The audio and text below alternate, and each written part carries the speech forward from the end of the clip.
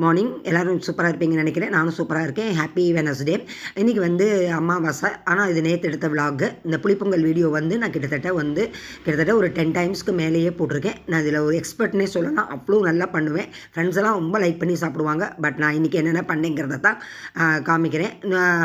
கால்படி குருணைக்கு வந்து 100 ml நல்லெண்ணெய் விட்டு அதில் கடுகு, உளுத்தம்பருப்பு, பெருங்காயம், கடலைப்பருப்பு, உளுத்தம்பருப்பு, நிலக்கடலை, வரமிளகாய், உப்பு, பெருங்காயம், நிறைய கருவேப்பிலை, நல்லா ஒரு 3-4 கொத்து கருவேப்பிலை எல்லாத்தையும் மஞ்சப்பொடி எல்லாத்தையும் போட்டு நல்லா வறுத்துட்டு அந்த அரிசியையும் அந்த குருணையையும் போட்டு பண்ணணும்.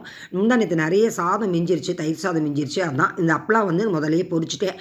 தயிர் சாதம், அப்புறம் அப்பளம் பொரிச்ச எண்ணெயில் வந்து வடகம் எல்லாமே பொரிச்சு சூப்பராக வந்து ஒரு கிரேவிங்கோட ஐயோ புளிப்பொங்கல் சாப்பிடணும்னு சொல்லிட்டு குக்கரை திறந்து பார்த்தா ஒரே ஷாக்கிங். மேலே ஃபுல்லாக தண்ணி நிற்கிது. அப்படியே கூழ் கணக்கில் இருந்தது. ஏன்னா நான் பண்ணின மிஸ்டேக் என்னென்னா, நம்பர் 1 வந்து நான் இன்றைக்கி வந்து குருணை போட்டிருக்கேன். குருணையை ஊற வைக்கக்கூடாது. நான் அரிசி கணக்கில் நினச்சி மறந்து போய் கிட்டத்தட்ட அரை மணி நேரத்துக்கு மேலே ஊற வச்சுட்டேன்.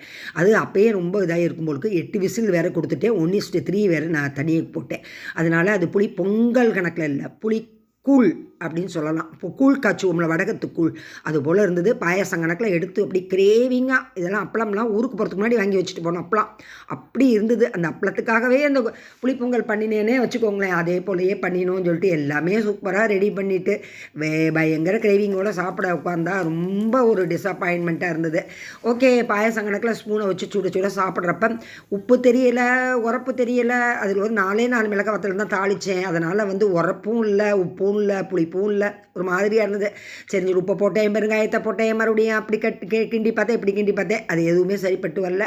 பசி ருசி அறியாதுங்கிறப்பல ஒரு 11 o'clock ஆனதுனால இது நேற்று எடுத்த விலாக்கு நல்லா சாப்பிட்டுட்டு கொஞ்ச நேரம் கழித்து வந்து குக்கரை கொஞ்சோண்டு மீதி இருந்தது. அதை பார்த்தா நல்லா கெட்டியாயிடுச்சு. ஓகே, இதை வந்து நம்ம வந்து யாருக்காவது கொடுக்கலாம்னு சொல்லிட்டு என் மாமியார் வீட்டுக்கு, அப்புறம் ஃப்ரெண்டு வீட்டுக்கு எல்லாத்துக்கும் கொடுத்தேன். அப்படிலாம் சொல்லி தான் கொடுத்தேன். ரொம்ப சுமாராக தான் இருக்குன்னு சொன்னாங்க. உப்புக்கு புளிப்பு இருந்தால் போதும், புளியோதரை கணக்கில் இருக்கும் அப்படின்னு சொல்லிட்டு ஆறினவுடனே புளியோதரை கணக்கில் தான் இருந்தது. சுட பாயசம் ஸ்பூன் வச்சு சாப்பிட்டோம். பட் அந்த அப்பளத்துக்கும் இதுக்கும் இந்த பசிக்கும் வந்து ஒன்றும் தெரியல. இன்றைக்கி எடுத்தது இப்படி தான் கெட்டி ஆகிடுச்சு. இதே போல் கல்வா கணக்கில் ஆகிடுச்சு வச்சுக்கோங்களேன். கூழ்லாம் வந்துடுது. டேஸ்ட்டு ரொம்ப சுமாராக தான் இருந்தது. நானே இதுக்கு ஒரு ஃபெயில் மார்க் தான் கொடுப்பேன்னு வச்சுக்கோங்களேன். அந்த லெவலுக்கு தான் நேற்று புளிப்பொங்கல் அமைஞ்சது. ஓகேன்னு சொல்லிட்டு அந்த மீஷோவில் வாங்கின பாட்டில், இது வந்து பழைய பாட்டில் மூடி லூஸாக இருக்குதுன்னு சொல்லிட்டு இது வந்து குட்டி பாட்டில் நான் வாங்கினேன், 80 ரூபா. இதில் வந்து இன்றைக்கி பொடி போட்டு ட்ரை பண்ணேன், நல்லாயிருக்கு. இன்றைக்கி விலாகை வந்து நான் வந்து இன்றைக்கி அமாவாசை, அதனால் சாப்பிட்டுட்டு காலையில் தர்ப்பணம்லாம் பண்ணிவிட்டு சாப்பிட்டுட்டு குளிச்சுட்டு சாப்பிட்டுட்டு மாவெல்லாம் அரைச்சி வச்சுட்டு கோயிலுக்கு கிளம்பியாச்சு. நாளைக்கு வீடியோ